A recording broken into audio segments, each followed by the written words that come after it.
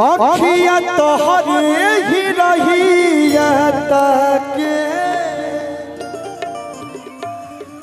गइलू कैसन रोग धरा के ई मिलना मन तड़पे छान छान दिल हमार लागे कहीं ना ओ साथी रे तेरे बिना भी क्या जीना, तेरे बिना भी क्या जीना ओ साथी रे तेरे बिना भी क्या जीना,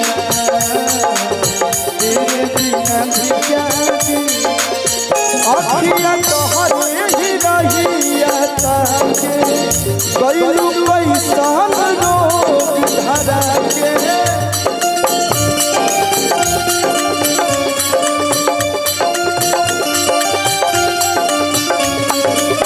अखिया तोहरे ही रहिया ताके गइलू कैसन रोग धरा के तड़पे छान छान दिल हमार लागे कहीं ओ साथी रे तेरे बिना भी क्या जीना, तेरे बिना भी क्या जीना ओ साथी रे तेरे बिना भी क्या जीना।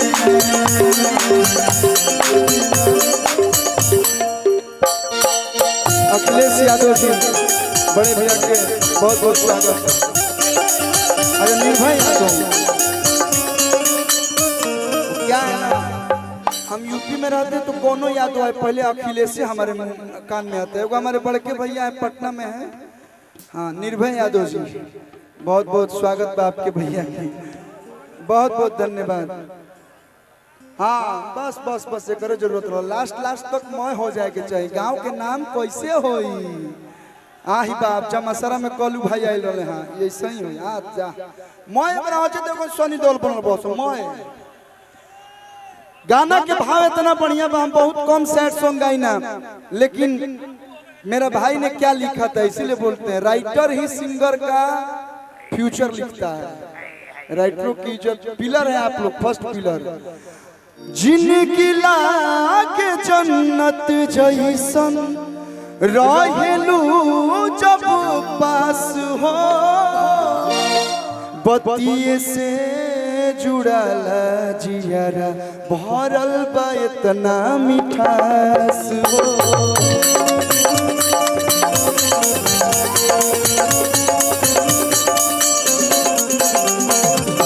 जिनकी लागे जन्नत जैसन रहेलू जब पास हो बतिये से जुड़ल जियरा भरल बा इतना मिठास हो गइल का कसूर काहे इतना गुरूर।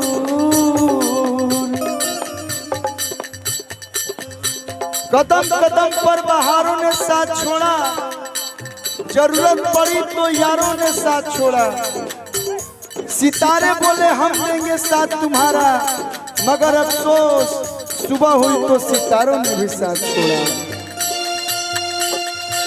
ज्यादा छपरा में ज्यादा खर्चा भूलो भाई।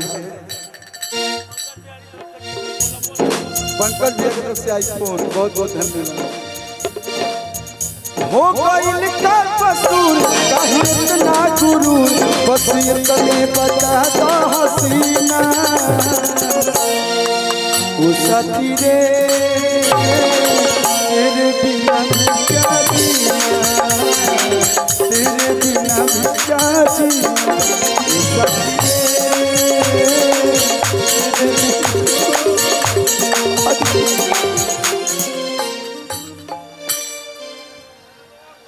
बेमन से गाला लागल मत हक। हमारे जिंदगी का यही वसूल है भैया। मैं सबके साथ अच्छा करता हूँ और अच्छे लोग के साथ अच्छा ही होता है। कि केहू सूरज से प्यार करेला तो केहू चांद से प्यार करेला, केहू सूरज से प्यार करेला तो केहू चांद से प्यार करेला। हम ओकरे से प्यार करीना जे हमरा से प्यार करेला।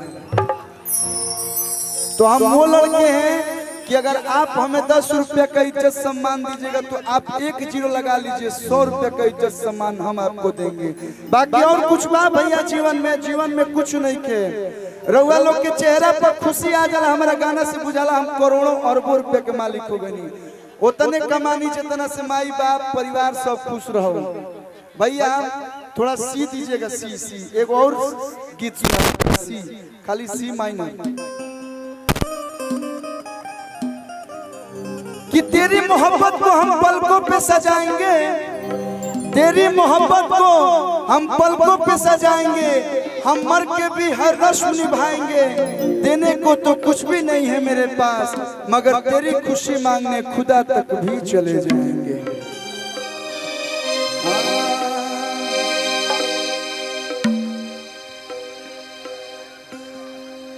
एक लाइन के बाद कि दिल हमारे टूटल, सब कुछ लूटल, अब तू ही बताओ का करी। सब कुछ खत्म बा, इहे का कम बा, जियतानी तबो अभी इहे कदम बा। दिल हमार टूटल, सब कुछ लूटल, तू ही बता का करी। दिल हमार टूटल, सब कुछ लूटल, तू ही बता का करी। सब कुछ खत्म बा, इहे कदम बा, जियता तबो अबही इहे कदम बा। दिल हमार टूटल, सब कुछ लूटल, तू ही बता का करी। दिल हमार टूटल, सब कुछ लूटल, तू ही बता करी। ओ साईबा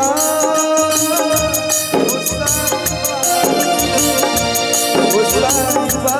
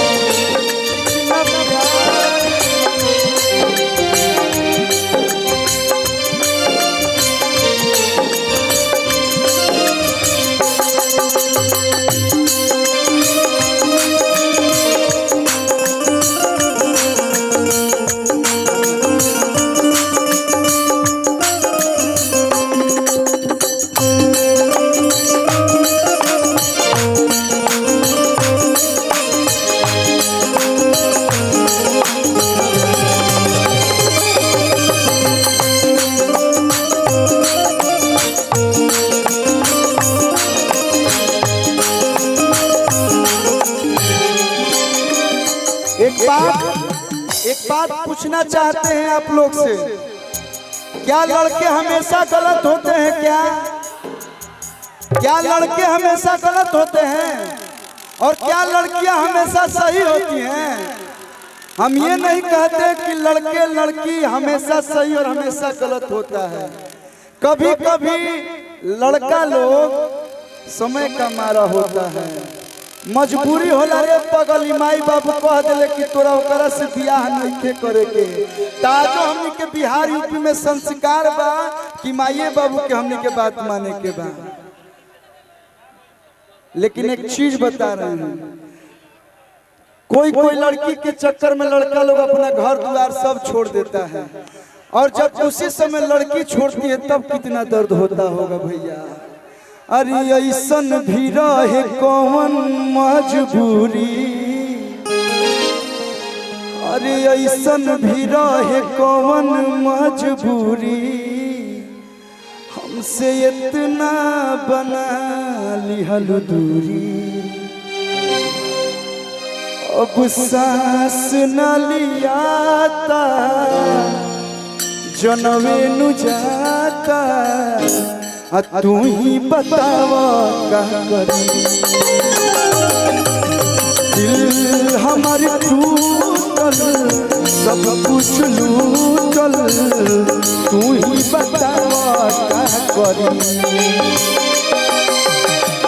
सब कुछ खत्म बा इहे कम बा। दीपक दिलदार जी का एक बार जोरदार ताली बजा के आप लोग स्वागत कीजिए। हमारे इंडस्ट्री के बहुत ही अच्छे गायक और बहुत ही अच्छे इंसान, इमोशनल है, ये बह जाता है ये आदमी। भाई मेरा बड़े भाई है, हमारे भाई हम बोलते हैं प्यार से। और वो भी दौर मुझे याद है जब हम और बेदर्दी भैया और दीपक जी और वो विजेंद्र भैया सब लोग मिल के हम लोग कितना बढ़िया बढ़िया काम किए हैं। तो वो उस समय से लेके अभी तक यही है कि बदला कोई नहीं, सबके अंदर प्रेम है। और एक बार जोरदार ताली फिर से दीपक भाई के लिए आप लोग जोरदार ताली चारों तरफ से बजा दीजिए। हम आपको बाबा बोलते हैं। बाबा मतलब जेकरा में विशेष कुछ बा ओकरे के बाबा कहते हैं। और जोड़ा एक बार जोरदार ताली हो जाए। तेरी मोहब्बत को पलकों पे सजाएंगे हम, मर के भी सारी रस्म निभाएंगे हम। देने को तो मेरे पास कुछ भी नहीं, तेरी खुशी मांगने के लिए खुदा तक चले जाएंगे हम।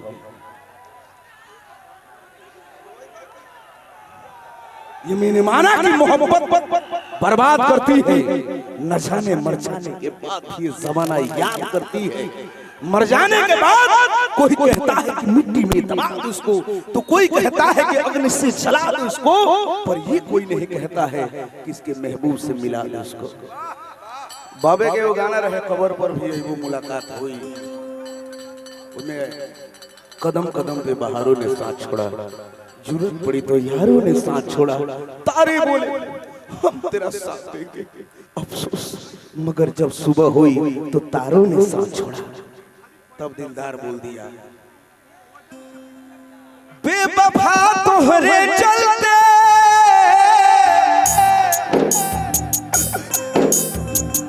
तेरी बाबा दिलदार मर जाए। बेवफा तोहरे चलते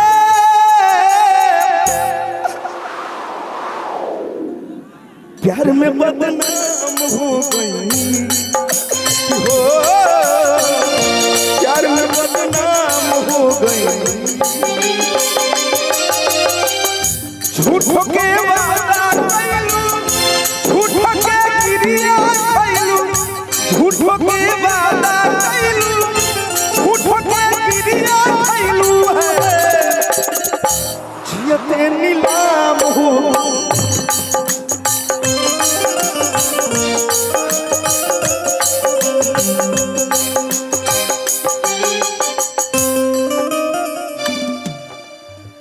हम तुम्हें इतना प्यार करेंगे, हम तुम्हें इतना प्यार करेंगे, लोग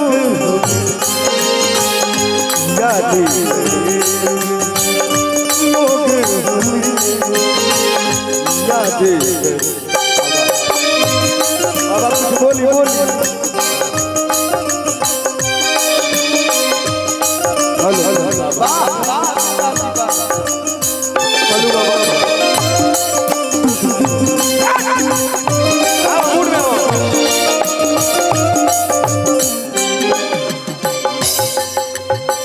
मनीषा आज तारा के देख हमर दिशा खराब हो गई। हुस्न वालों की आदत बुरी है, दिल में प्यार है मगर बगल में छुरी है। एक बात भैया, आप वो गाना पूरा कर दिए, दिल हमारा टूटल, वो गाना प्लीज गा दीजिए पूरा। बाबा बाबा हम तो थोड़ा सा बह गए थे। आपने बोला कि बह जाए तमाऊ जगह दे के बही ये बात बता दे, प्रेम में पैसा रुपया के कितना कमैले भाई केहू नहीं के देखत। प्रेम और प्यार, आज हम दोनों भाई मिल रहे हैं, अच्छे से मिल रहे हैं और इसके बाद भी हम लोग अच्छे से मिलते हैं। अच्छा बाबा जब रतिया गाना बाजे तो लोग कहे कि कॉलू जी गौले में ऐसा भी था। लेकिन आप बाबा गाना पूरा करिए, हम तो थोड़ा आ गए, थोड़ा हम लोग देख लिए का टाइगर। एक बार बार हिला दो, बराबर हिला दो का यार ये तो लग जाएगा, ये कभी भी हिल सकता है, ये कभी भी हिल सकता है कि हमके बाला माई बारावा हिलावे वाला चाहिए। वाह वाह वाह। तो करिए बाड़ बाकी दिल के भीतरिए बाड़ो ए राजा जी। आई बाबा रुआ गाय मजा लिया तो साथ। बस एक गाना हम गाई, एकरा बाद दिलदार जी गई हैं, क्या कि हम कब से गावत नहीं। ऐसा है क्या? ऐसा ही है ना ना, पूरा 1 2 3 सब चालू मशीन सब होई समय अनुसार तने बाबा के गावे दो। पूरी पूरी खाई जाएगी।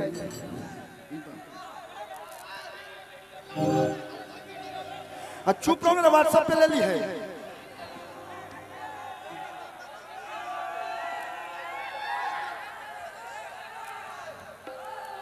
वीडियो रील पे डाल दो।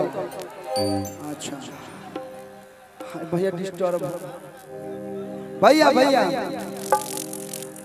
तनी हाफ हाफ कम कीजिए ना भैया।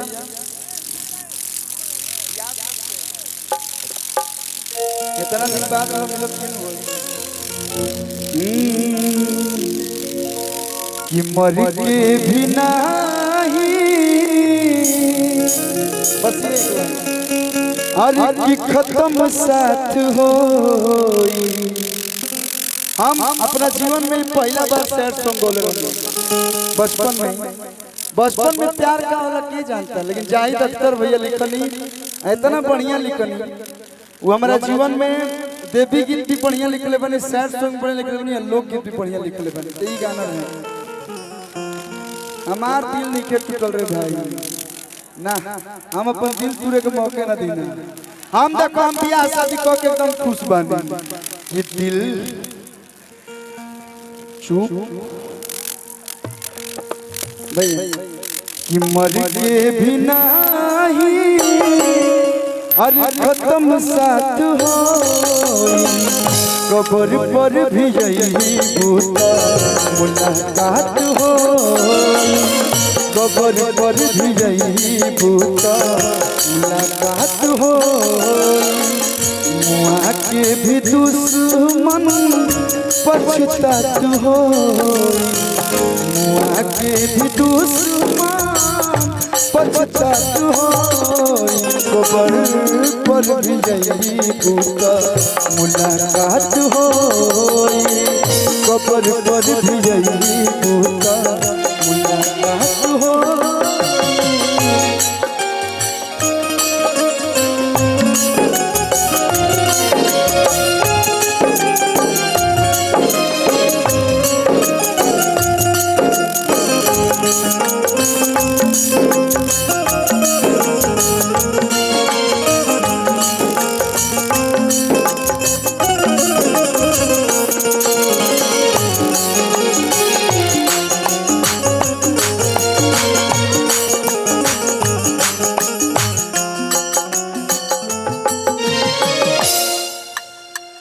जो सच्चा प्यार करता है ना भैया, बेदर्दी भैया, सच्चे प्यार करने वाले को जमाना कभी मिलने ही नहीं दिया है बाबा। हाँ, सच्चा प्रेम राधा से पूछिए।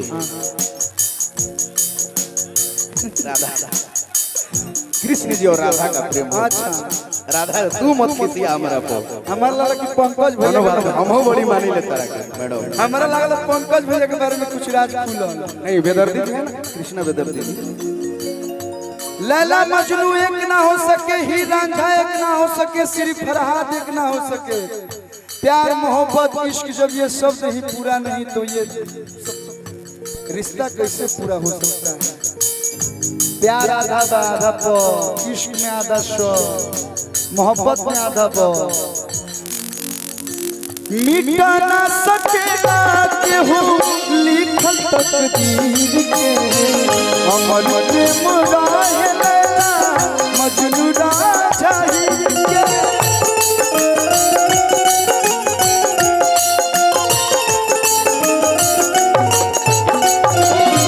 मिटा न सकेला केहू लिखल तकदीर अमर प्रेम राहे लैला मजनू राजा हीर के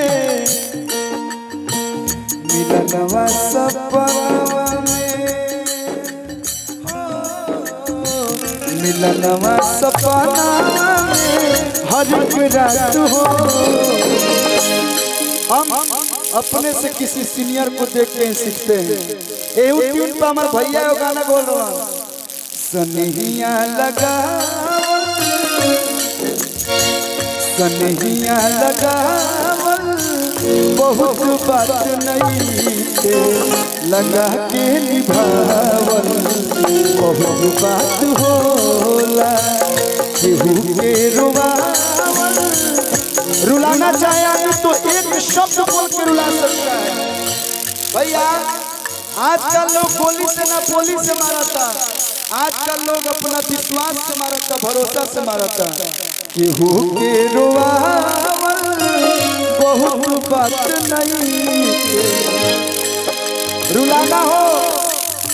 रुलाना हो तो भाई भी रुला सकता है। केहू के रुवावल बहुत बात नहीं थे रुआ के हंसावल। देखी देखी हमके अब तो हंसता जमाना, यही जमाना है। पास में जाओ पागल समान हो गए भइनी दीवाना। देखी देखी हमके अब तो हंसता जमाना, पागल समान हो गए भइनी दीवाना। सनहिया लगावल कोमल स्वर में गाइए सनहिया लगावल बहुत बात नहीं लगा के निभावल बहुत बात होला।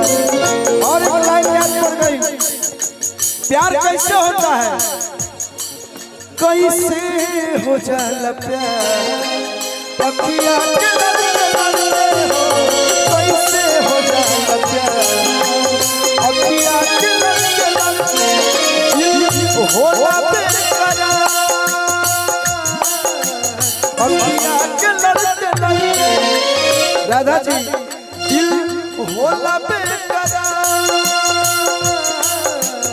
अखियाँ के लड़ते कैसे हो जाला प्यार अखियाँ के लड़ते कैसे हो जाला अखियाँ के लड़ते हो कैसे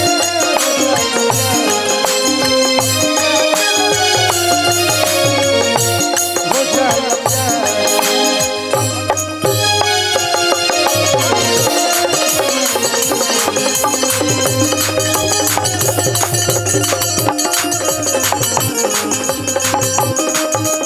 भैया। और काले वो गाना आवत कल्लू म्यूजिक वर्ल्ड पे सुन लिया लो। अरे कि लागल बुखार बा देह सुकवार बा देह जनिया धकोरी जी ए राजा जी गदपन जाता कोरी जी ए राजा जी गदपन ज्यादा कोरी। पतली कमर लागलू फैंसी झारलू करेंसी चीज देखा के अपन गोले गोले गोले मैं करेंसी झारली सन लागलू फैंसी झारलू करेंसी चीज देखा के अपन गोले गोले गोले मैं समियाना भइल दीवाना पातर कमर जब डोले डोले डोले मैं समियाना भई दीवाना पातर कमर जब डोले रस भरल रस भरी नियन जादू करेलू जादू गरी नियन गोरी तू तो लागेलू जल परिनिया। आप लोग के आशीर्वाद से हर प्रकार के गीत गाइना स्टाइलिश होके सैड होके फोक होके आप लोग प्यार देना लोग ये प्यार बनल रहो। और जाते जाते बस ये लास्ट लाइन कहो बेदर्दी भैया कि जवन मजा पिया से रजाई न तो किया से कि कोलू पूछे कब होई बुलर तो राजा जी के तू रला हो देहिया तो उठेला दरदिया पोरे पोर पिया जी के तू रला हो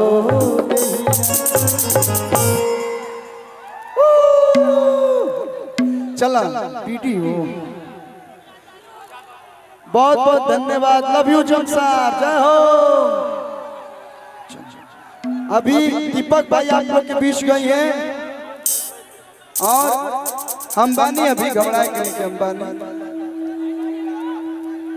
ठीक है। शुभम भैया प्यार बना रहे जल्द लीजिए चलिए मैं चाहता हूँ